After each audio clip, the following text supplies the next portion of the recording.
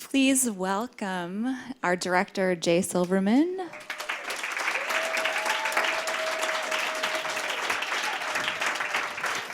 And our writer as well, come on up.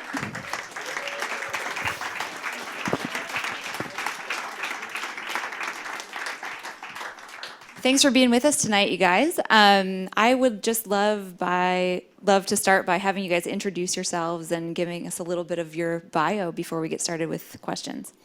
My name's Jay Silverman. This is I've been in the business for almost 37 years. This is my first feature film.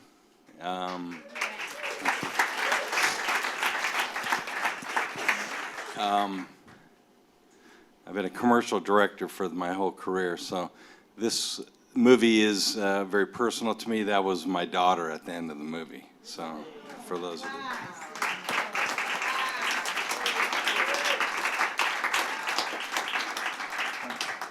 My name is Joe. I work for Jay. I'm one of the co-writers on this movie, and I don't know what there is to say in terms of a bio. I'm pretty young, so not very experienced. Joe, was this also your first feature that you've had produced? Oh yeah, as a yeah, writer? yeah. Okay. Well, the first that I worked on in this kind of capacity. So. Great. Well, let's talk a little bit about your background is in commercials and television. You did The Cleaner for A&E, correct? And if you've seen that. And can you talk a little bit about your transition from moving into TV, from TV to film, and why this is really personal for you, but why you chose this particular film as your subject matter for your first feature? Well, we had a TV show for 3 years called The Cleaner with Benjamin Bratt about an interventionalist that was pretty untraditional. It's based on a true story, a professional interventionalist by the name of Warren Boyd. The show it's kind of been extrapolated. The real show is more like what's turned out to be a Showtime show now called Ray Donovan, if anybody's ever seen it. Not that I take any credit away from them because we couldn't get A&E to do any of the things they're doing now. But this show was a continuation of events that happened in my life. You know, it's a dramatization of what transpired with my family and my daughter, and to have so many great actors, including Taylor Spridler, who's the young girl, is in the back. Stand up. Oh yes, Taylor's here with us tonight.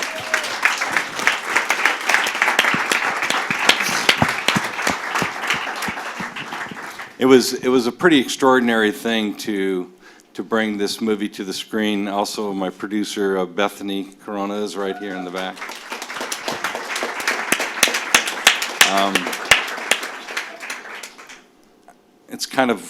It's an interesting thing. I've traveled with this movie for almost a year now in film festivals, and this is like one of the last screenings, so this is really quite exciting because last week I had an incredibly unfulfilling experience in New York City. Don't ever screen your movie in New York. Oh my God. It was like unbelievable. I can't even describe it, but I'm not supposed to take any of this personally. But this movie was an endeavor, deeply seated, therapeutic, and most importantly, you know, a positive outcome. And my daughter's doing great now, so I'm very grateful. Joe, how did you become part of the project? Oh, that's a hell of a story. Tell us. I moved out of here. I moved out here from Boston, and I was just working freelance, trying to figure things out. Jay gave me a great opportunity to manage the studio, and yeah, at the time he was in the middle of several drafts with some of the other writers that were working on this movie. And he just gave me a shot. He needed some help with something. I can't even remember what, and he was like, give it a shot. And he kept giving me shot after shot after shot, and before you know that, it turned into a draft and another draft and a draft. And I ended up doing a little bit more on the movie than I expected. So I want to interrupt Joe by just saying this. Number one, the original writer was Joey Curtis, who did Blue Valentine. Joey did a magnificent job getting us to the point where we finished 3 drafts. 20 drafts later, thanks to Joe here, two Joeys, I just can't describe to you how grateful I am this young man came up and not only did a great job for us on this movie, but living with 6 women, which is what he does. And he's not even a Mormon, right? Isn't that right? No, but anyways, Joe, in all honesty, and part of why you guys stick around for a little of this commentary about how this movie was made, Joe is one of these incredible stories of a young guy that I hired to do storyboards, that I said, hey, can you help me with a scene, because my daughter was only 14 and you're living with 6 girls. Next thing you know, we take, well, what about this scene?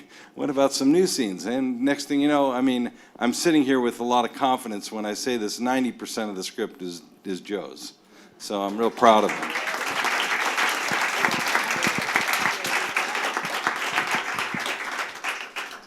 Because the story was so personal and was about your daughter, what were some of the biggest challenges you found in trying to get that story onto the page in a way that you felt represented her well and her story well and your family's story well?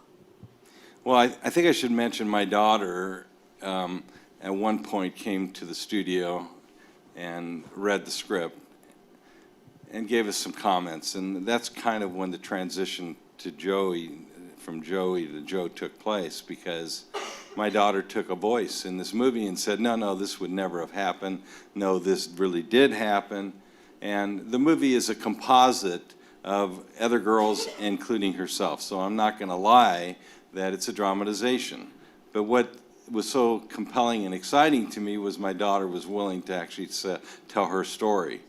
And to be perfectly candid, she prepared me with this question, and I thought about it, and I thought, wow, because of economics, by the way, this movie was shot in 19 days. So how many people in here are in the film business? A lot of people. So 19 days is not that long. I make a commercial in 30 seconds in 3 days, So it was pretty exciting, to develop this project, but then to be sitting in my actual home, in the kitchen, in the actual room where the intervention took place, and turn around to my wife, who was sitting 20 feet away from me looking at a TV monitor with her 3 girlfriends crying, and I'm not even aware that this is occurring, while Gil Bellows and Taylor are reenacting something that happened in real life for me. Was just super extraordinary. I don't know how else to describe it, but I would say cathartic would be a good word. Did you feel like the making of the movie was part of the healing process for your family? Unequivocally. I have 3 daughters in real life. All my daughters are in the movie. They all, played a role in this project in some capacity. And this was an entire labor of love. One of the best parts of this whole movie, this experience for me, was the fact that we've made thousands and thousands of dollars in charitable money through a charity in San Jose called the Sky's the Limit Fund, to help kids get what my daughter was able to get.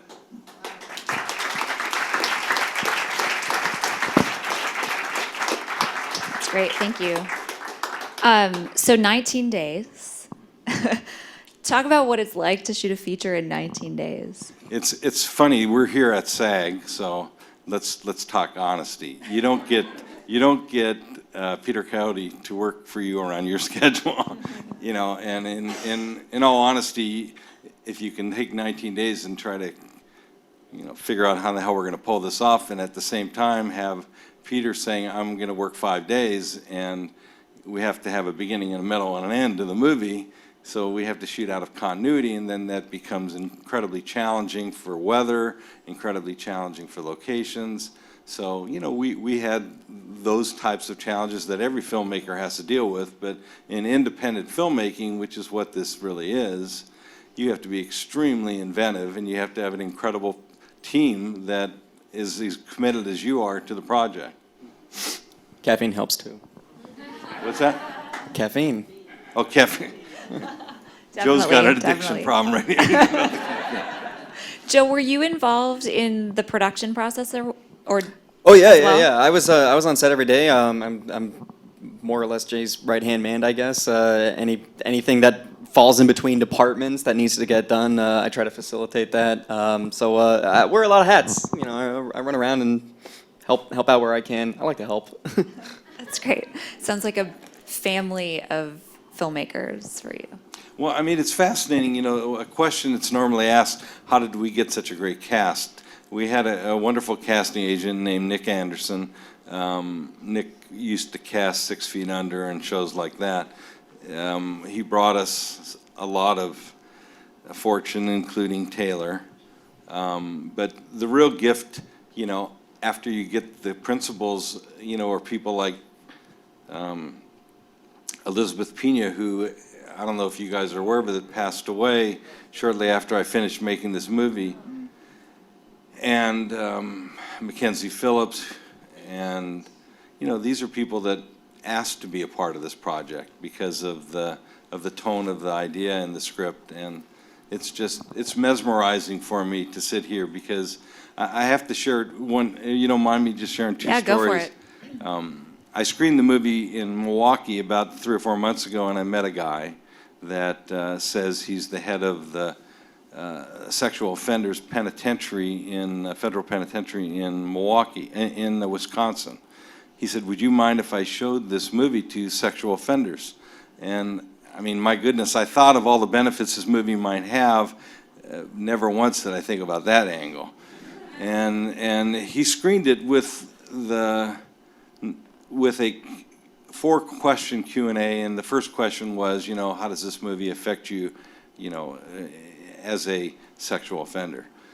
And about 90% of the people responded that had they seen a movie like this when they were committing the crimes that they committed, they might have had a different perspective because this movie exhibits the cause and the effect of how many people it affects. You know, in this premise of, you know, what the word no means as a man and what the word no means as a woman, you know, this is a huge subject today. All these subjects that are in this movie, whether it be social media, rape, post-traumatic stress, it's just, you know, you sit here and you recognize on the news every night of people being put in prison for smoking grass and doing drugs, but what you don't recognize is the vast majority of them aren't doing it for pleasure. They're doing it because they're trying to cope with the shame of what happened to them that they don't even talk about. And my second story, which just happened 2 days ago, I was in Silicon Valley, and a husband and wife and a daughter actually came up to me and said, "My daughter saw your movie at a screening in Utah, and she's now come out and told us that she was raped," you know? And I mean, whew, you know, you can't, the medium can't work any better than that when you see it affecting children that have deep secrets, and all of a sudden now they're willing to talk about it because they saw a young person in this movie, you know, go through this. Thank you for sharing that.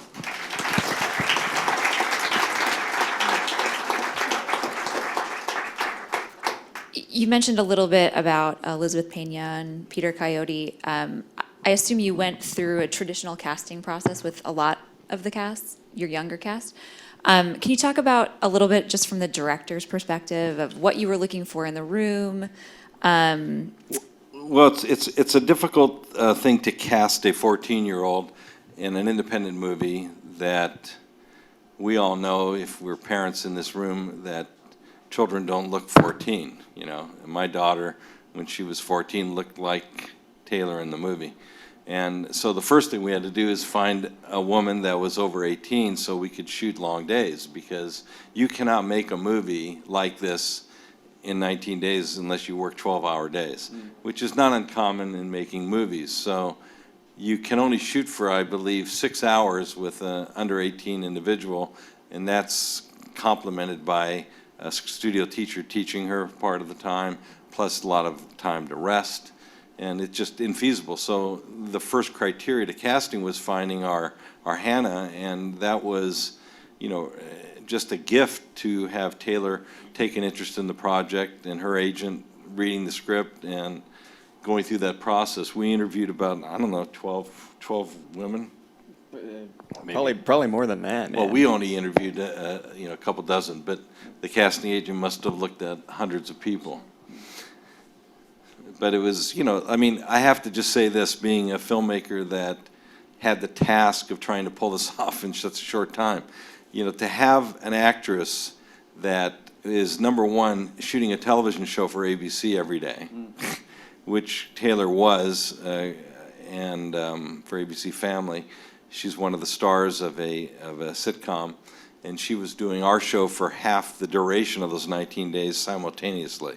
So that in itself is super extraordinary, but she's in every scene in my movie. So, pretty much every scene. And it's just extraordinary to have an individual that has her gift to be able to not only stay in character, but follow the arc of the character.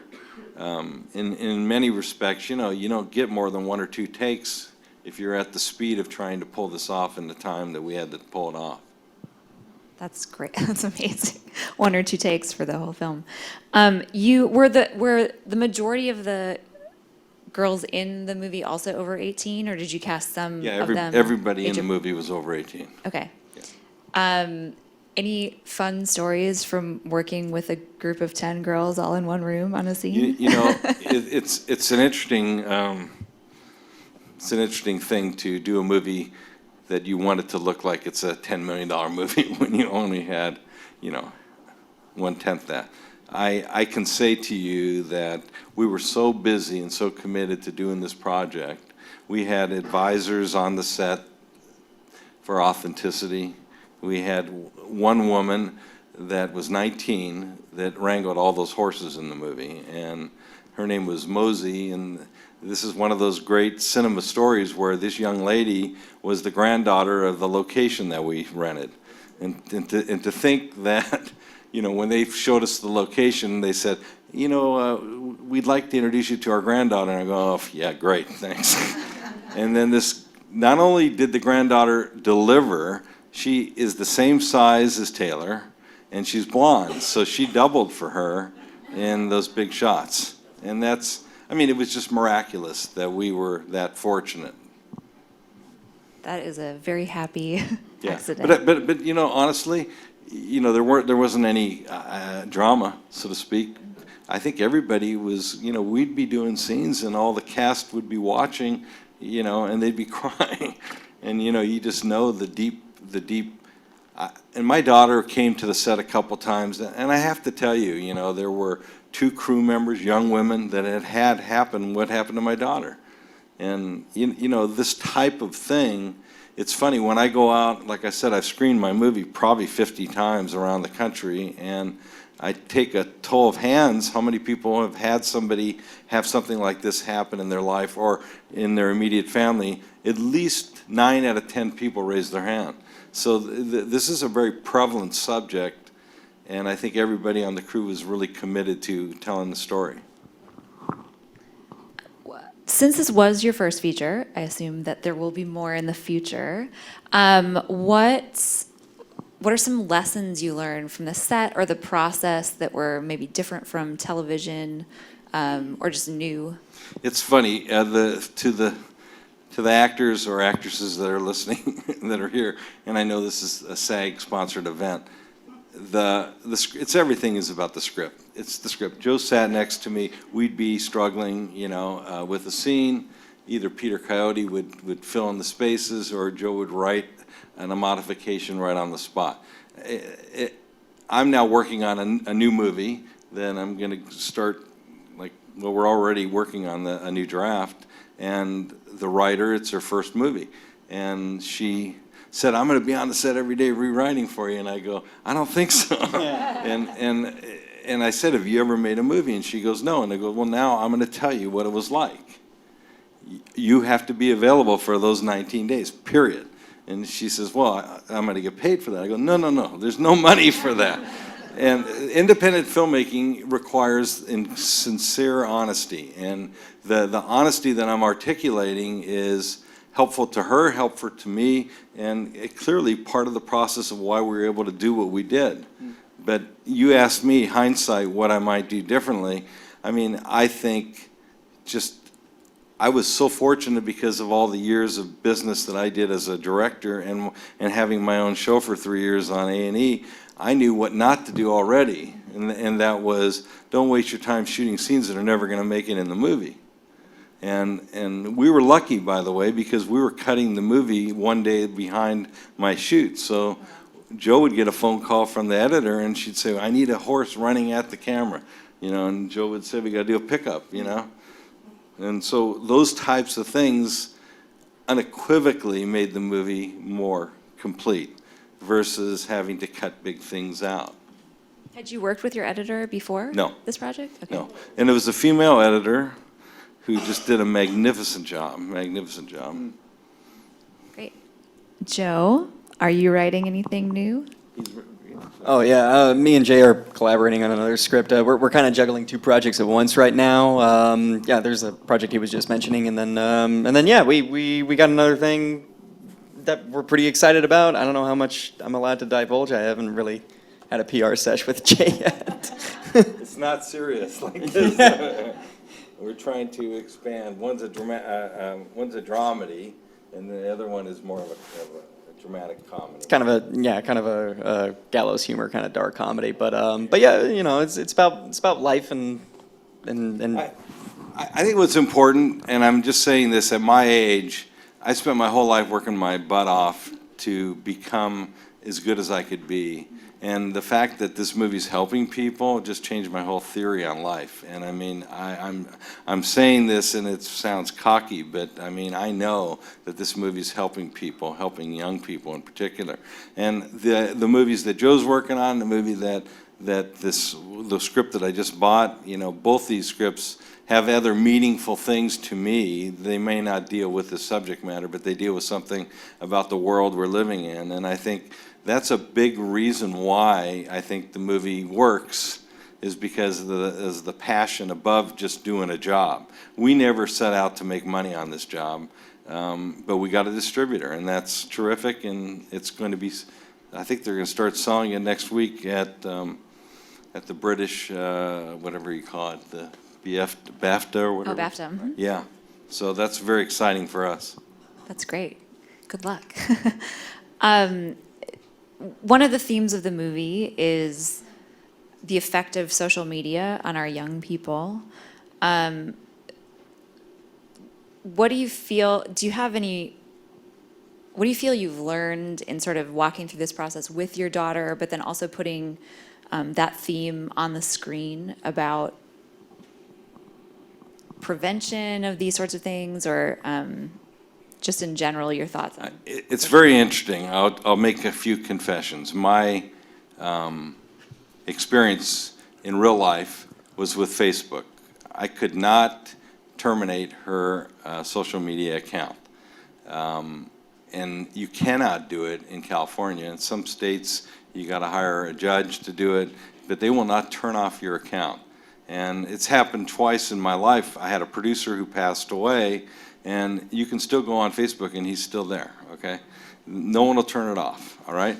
In my daughter's case, she was getting badgered, People were sending negative thoughts, and, we're talking, they still, until she got out, we couldn't turn it off.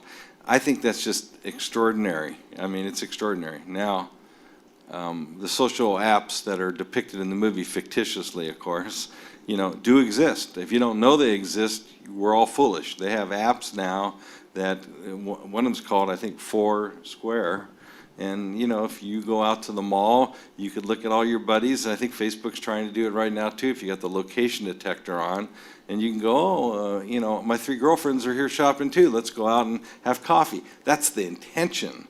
But the way kids are using it is, very malicious. And in the movie, it's depicted pretty similar to what happened to my daughter. This boy, he had a destiny, and he went for it. And here again, you're trying to depict truth.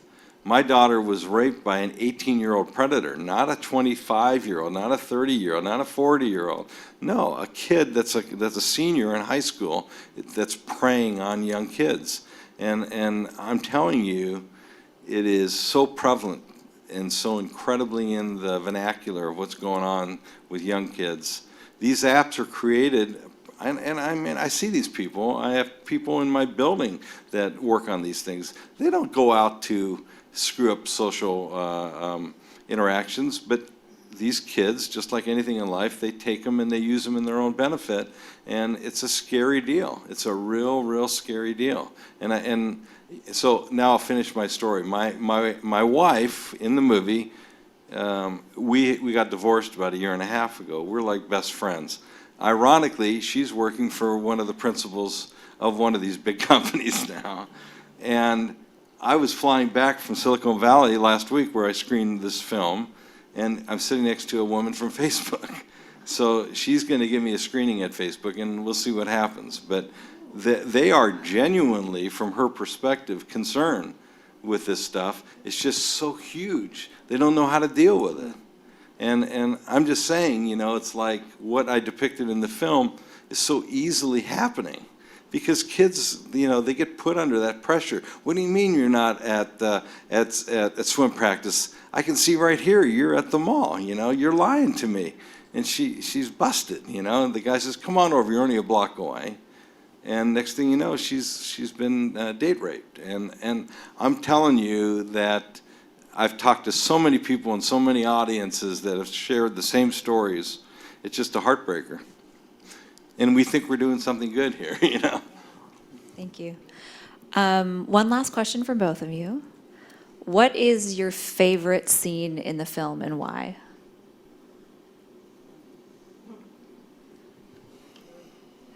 Or one of your favorite scenes? My favorite scene is probably one that I didn't do any rewrites on whatsoever. It remained like pretty pristine from what Joey Curtis had wrote originally, and I'm actually it's strange because I'm actually glad I didn't touch it or screw it up. It's the scene where Hannah completes her poem underneath the tree, and you know, props to Taylor because my heart just breaks a little bit more every time I see her break down and cry and draw that sketch. That's actually that poem in that tree was. Verbatim taken from Jay's daughter. I don't know if that's TMI, but yeah, that one just sticks a corkscrew in your heart and just keeps twisting and twisting. I was really proud of how that turned out, even though I had very little to do with that scene. So that's a good one. My favorite scene, and I think he wrote it, is where the two girls are sitting in a two-shot, and the other girl goes, you know, why are we in here and not them? And I'm not joking you, as a filmmaker, I'm telling you, that didn't even hit me until we were cutting it. You know, I mean, how powerful that was, because none of these kids are responsible for what's happened. You know, I mean, sure, they're capable of making these problems bloom, but, you know, I mean, if there's one thing I learned, you asked me what I learned, you know, in this process, it's a pretty humbling experience to admit I'm flawed, okay? And I'm not saying that arrogantly or like in some fashion that you might think I'm doing this to get a reaction. I was told by a number of really respected individuals in the film business if you're going to succeed at this, you have to make the people flawed. It didn't take any work with me, okay? That's all I could say. And it was really important to Gil Bellows as we talked about this movie, because Gil, interestingly enough, I met Gil Bellows, who was on, I don't know if you guys know, he was in Shawshank Redemption. Bill, you know, he's a great actor. And he sat me down and he goes, "Jay, there's not enough meat here," you know, and he says, "I've heard all this from you, but why isn't that in the film?" And it's like, this is when we started really rewriting the movie. And I'll be honest with you, you know, it's a heartbreaker, you know, when you sit back and you realize what you've been through and you actually know that people are going to watch it and they're going to go, "God, that's a little bit of me in that movie," you know. The lunatics are running the asylum. We're all a little crazy. I feel like that's a great takeaway, in all honesty. Well, I just want to thank you for sharing so candidly tonight, and thank you for your film. Thank you.